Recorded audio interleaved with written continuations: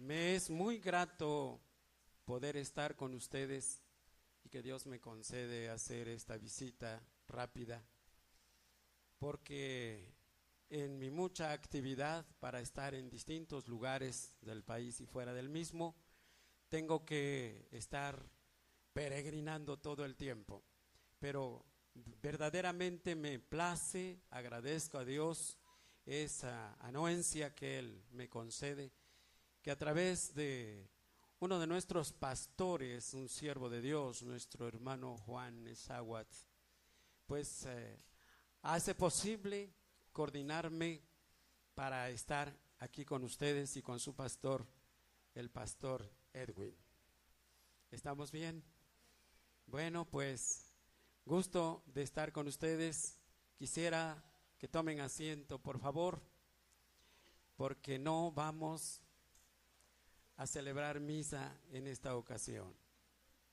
No les vamos a traer agüita de la llave para persinarles, ni tampoco les vamos a predicar un sermón de los 500 años que ha mantenido el Imperio Romano, hablando de la Iglesia Católico, Apostólico y Romana. Por 500 años siempre le veíamos solamente la espalda al jerarca con sus acólitos, levantando las ornamentas, la casulla, y la gente, pues con toda la reverencia, escuchaba, pero no entendía absolutamente nada de la palabra de Dios. 500 años de conquista desde el Imperio Romano de Constantino el Grande, en unión de todos los emperadores. Cuando se hace mezcla de la fe apostólica, se hace una religión de mercadotecnia, comercial, económica, política. Y así empieza y da principio la grande religión de la conquista del mundo. Y solamente se oía hablar de Dios, pero porque decían que era para Dios o que era de parte de Dios. Pero nadie podía entender absolutamente nada. En mis últimos años, del 82 atrás, todavía, del 1982 atrás, todavía me tocó hacer responsos y todavía pude que en mi libertad de decirles, quisiera hablarle de frente al pueblo y en su idioma o en su lengua original. No tuve la libertad de hacerlo porque todavía me tocó sujetarme a la lengua madre. ¿Y saben ustedes cuál era la lengua madre de la Iglesia romana? ¿Alguien me lo puede decir? Pregúntele usted a sus abuelos, a las familias que le anteceden a usted en años, y le dirán a usted qué es lo que iban a escuchar, y solamente escuchaban Oremu, Bobis un cordablerabil Espíritu Santi, per omniam secula in seculorum. Todos decían, pero como me la pagaron cantada, tenían que hacerla cantada, ¿verdad? ¿Sí? Y gloria in patria in filii Spiritu Sancti, per omniam secula in seculorum. Ahora sí es cantada, ¿verdad? Bueno, pues por allí va la cosa, ya muchos se les olvidó, ¿verdad? Algunos se acuerdan.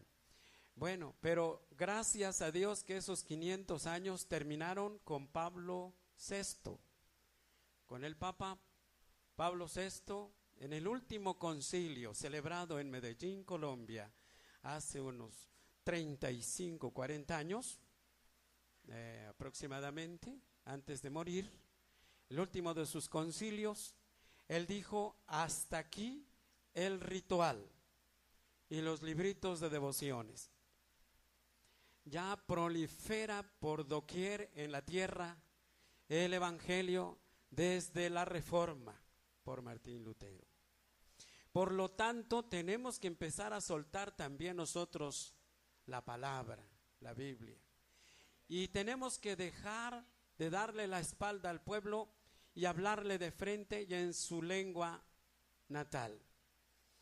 Y vamos a hablar no más en lengua de latín, y hasta aquí le damos un fin para un parteaguas de la historia en el mundo, y ahora pasará a ser lengua muerta. Era la lengua madre de la iglesia.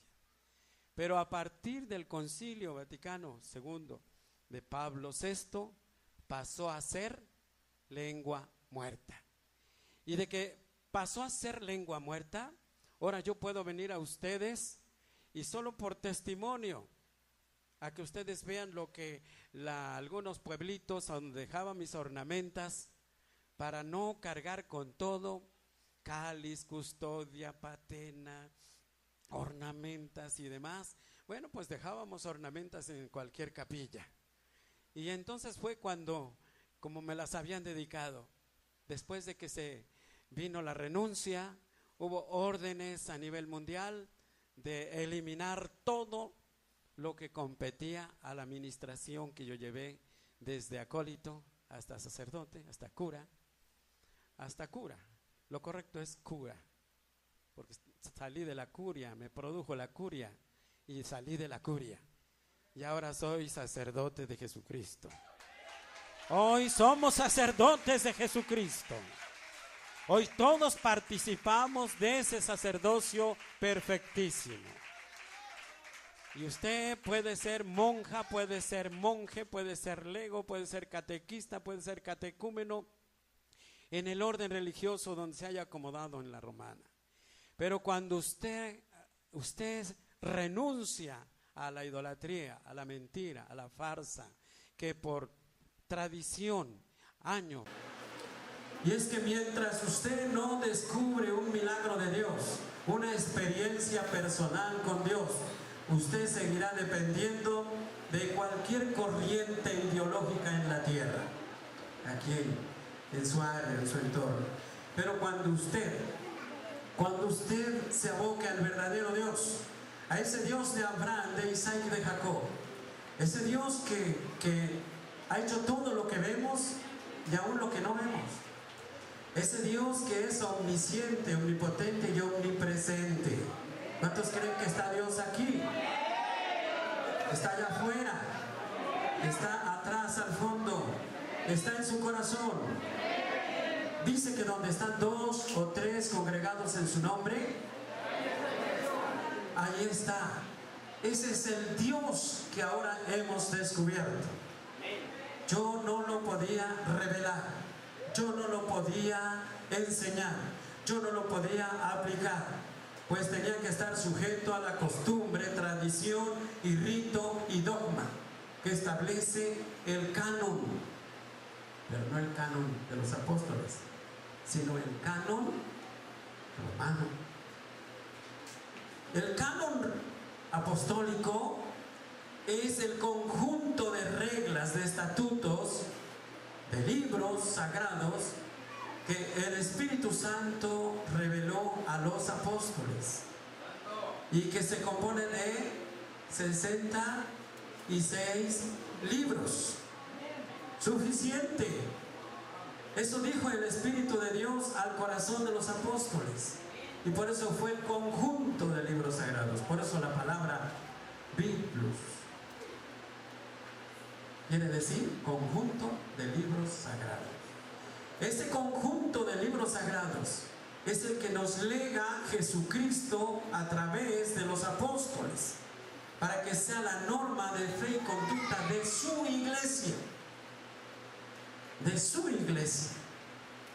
¿Y qué pasa cuando la guerra de Constantinopla es tan fuerte y se levanta Constantino el emperador y trae el triunfo de las guerras, y entonces no deja a los dioses ancestrales babilónicos y griegos, pero ve que ahora los apóstoles están iniciando un nuevo pueblo para Dios y que toma el nombre de iglesia.